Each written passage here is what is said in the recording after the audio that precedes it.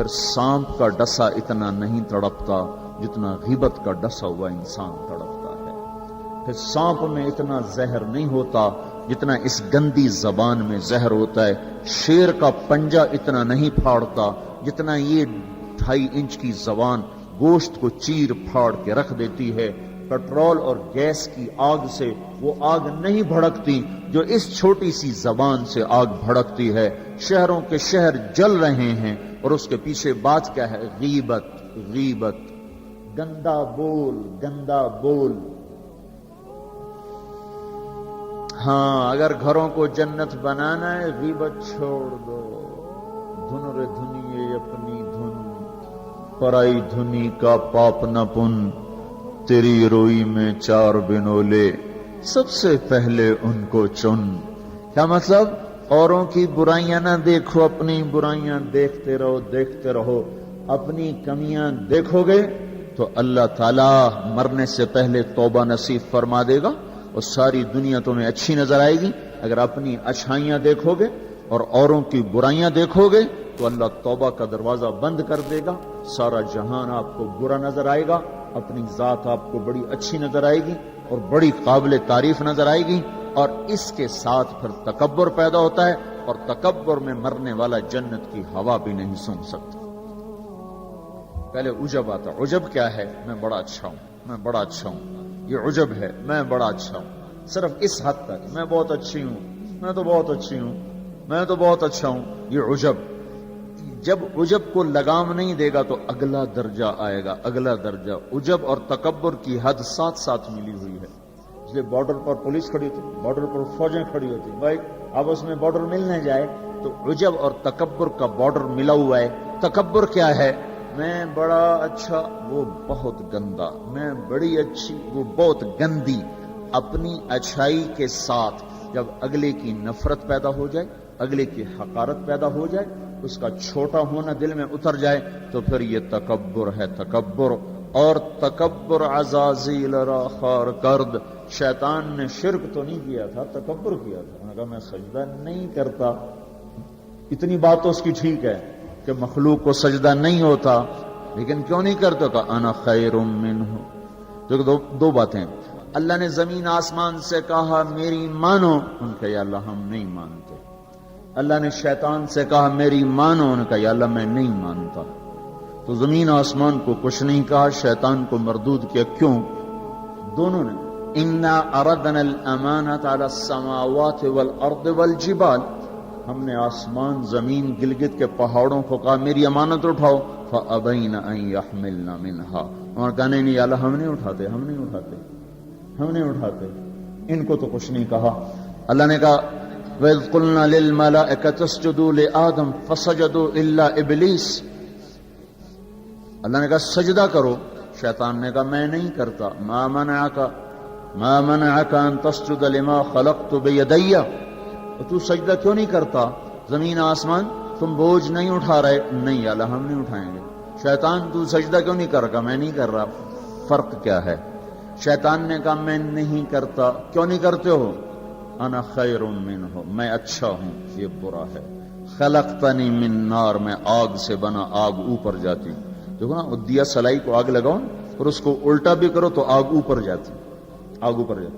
خلقتنی من نار وخلقتہ من طین. میں آگ سے، یہ مٹی سے. استخبر، وہ متکبر ہوا، نہ کہ دفع ہو جا. اچھا زمین آسمان نے کہا ابھی یا اللہ ہم نہیں اٹھاتے.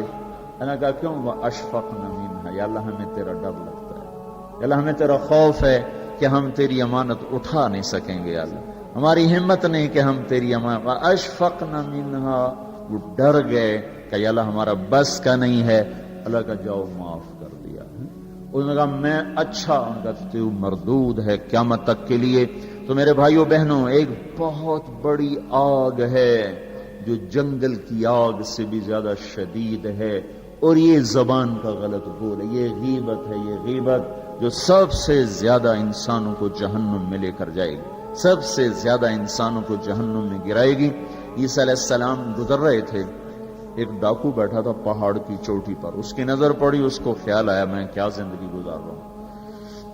انہوں نے کہا یا اللہ میری توبہ مجھے معاف کر دے، آئندہ تیرے نبی کا ساتھ دوں گا، اور یہ کہہ کر پہاڑ سے نیچے اتر آیا اور ساتھ چل دیا۔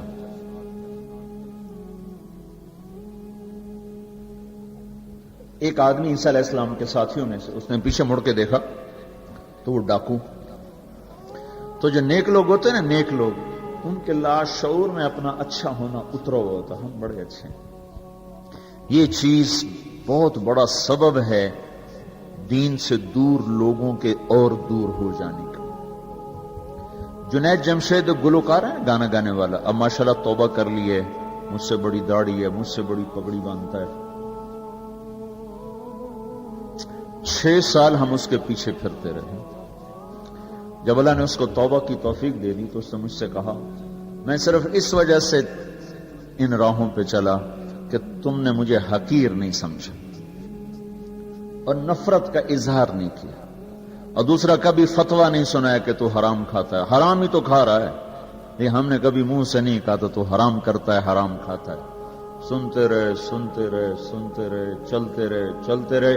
6 سال کے بعد خود ہی توبہ کر لی، 3 چلے بھی لگا دیے اور داڑھی بھی رکھ لی اور چلے بھی لگ گئے اور کتنے حج ہو گئے، اور اس کے پیچھے کیا تھا؟ صرف محبت۔ اس کے گناہ کا اس کو تانا نہیں دیا۔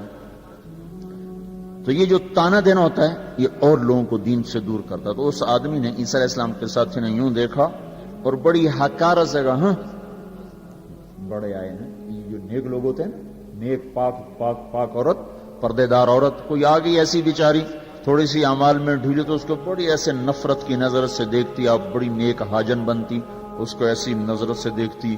یہی حال یہ پکے پکے نمازیوں کا ہے، یہ ایسے دیکھتے ہیں کہ جیسے پتہ نہیں اگلا دین سے ہی نکل گیا ہے۔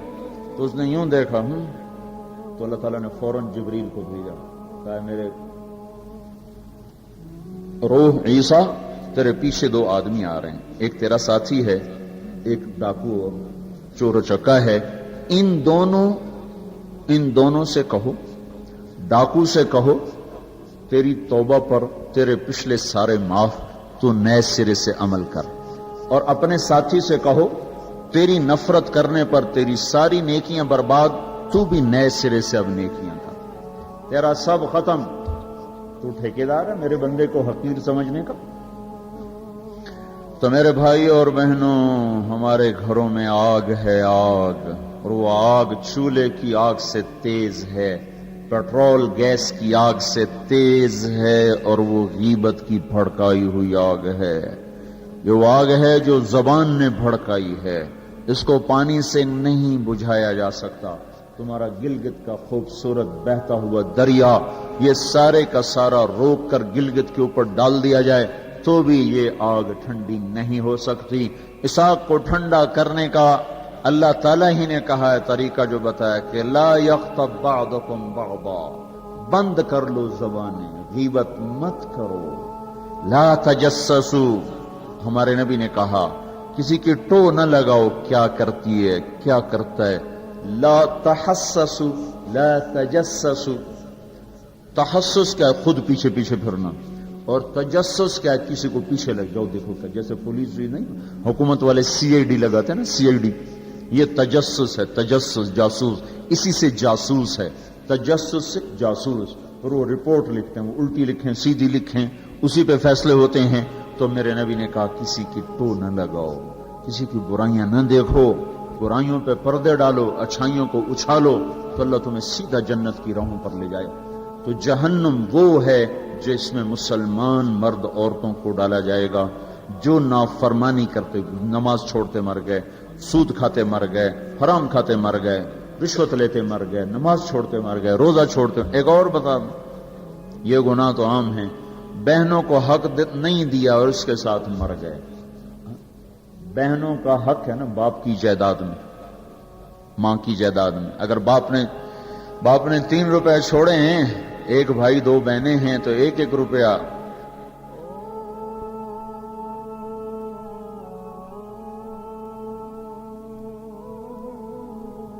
ایک بہن کو ملے گا، 1 روپیہ ایک بھائی کو ملے گا، 2 روپے ایک بھائی کو ملے اور آدھا آدھا ان کو ملے گا۔ تو کیا ہوا بھائی؟ ادھر کیا ہوتا ہے؟ ادھر کیا ہوتا ہے سارا حق بھائی دبا کے بیٹھ جاتا، سارا حق بھائی نے دبایا، اور بھائی کیا ہوا؟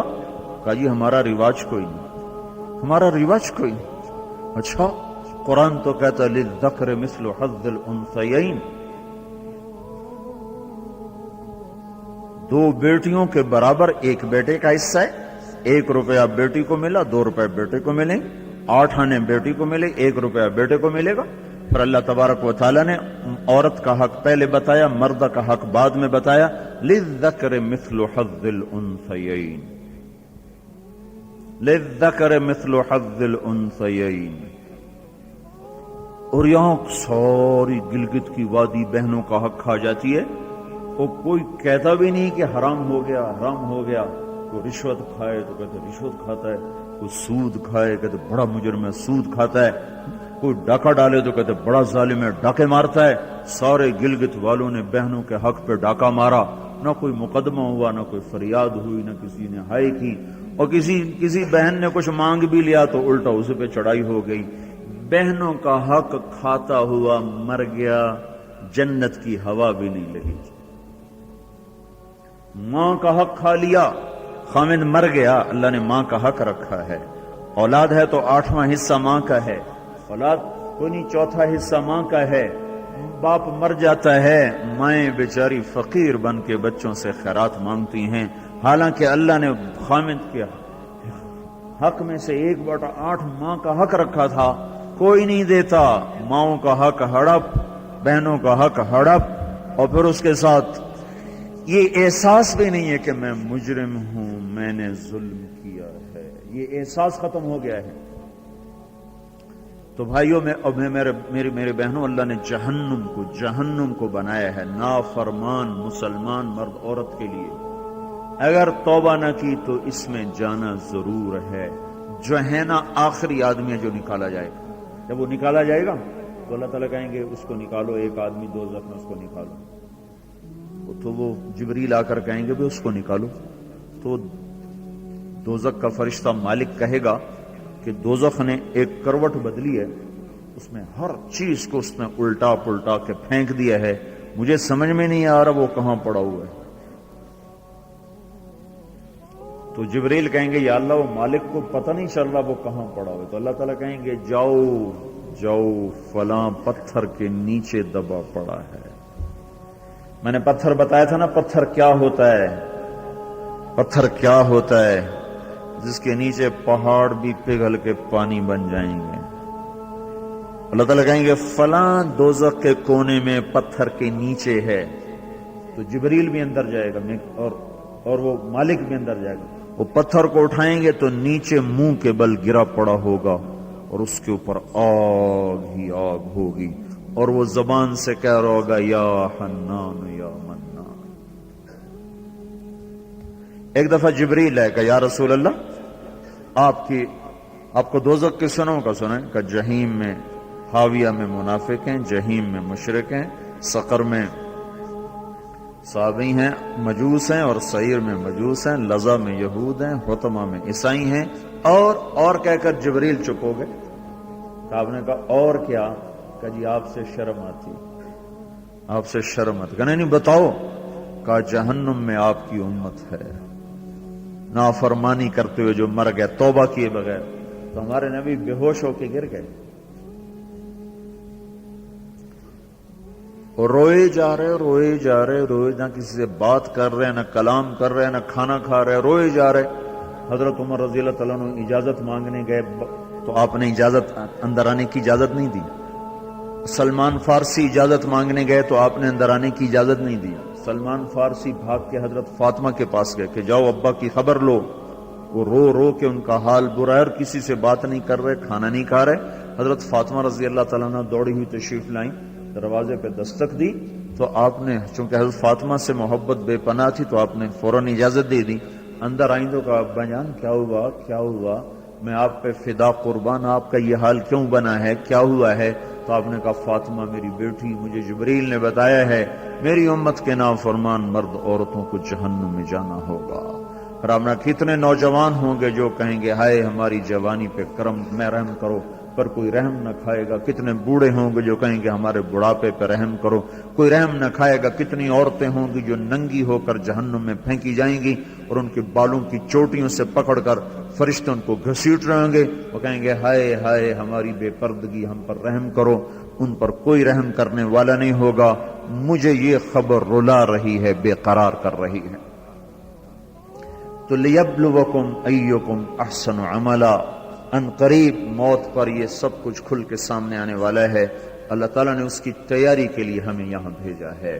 ہم آزاد نہیں ہیں، اللہ اس کائنات کا بادشاہ ہے، زندگی موت کا نظام بنایا اور عزت اور ذلت کا نظام بنایا، جنت اور جہنم کا نظام بنایا، عرش فرش زمین آسمان چاند تاروں کا نظام بنایا، اور دنیا اور آخرت کی ساری عزتوں تک پہنچانے کے لیے حضرت محمد صلی اللہ تعالی علیہ وسلم کو رہبر بنا کر، ہادی بنا کر، قیامت تک کے آنے والے انسانوں کے لیے رہبری کا طریقہ دے کر آپ نے مکے کی پہاڑیوں سے آپ کو چاند بنا کے، سورج بنا کے آپ کو طلوع فرمایا، اور پھر قیامت تک کے لیے سورج چمکتا رہے گا، یہ چاند چمکتا رہے گا، نہ یہ گھٹتا ہے، اور نہ اس پر کوئی گہن لگتا ہے، نہ اس پر کوئی داغ آتا ہے، نہ اس میں کوئی آگ ہے۔ آپ ساری دنیا کے مردوں عورتوں کے لیے عزت کا راستہ لے کر آئے، بلندی کا راستہ لے کر آئے، کامیابی کا۔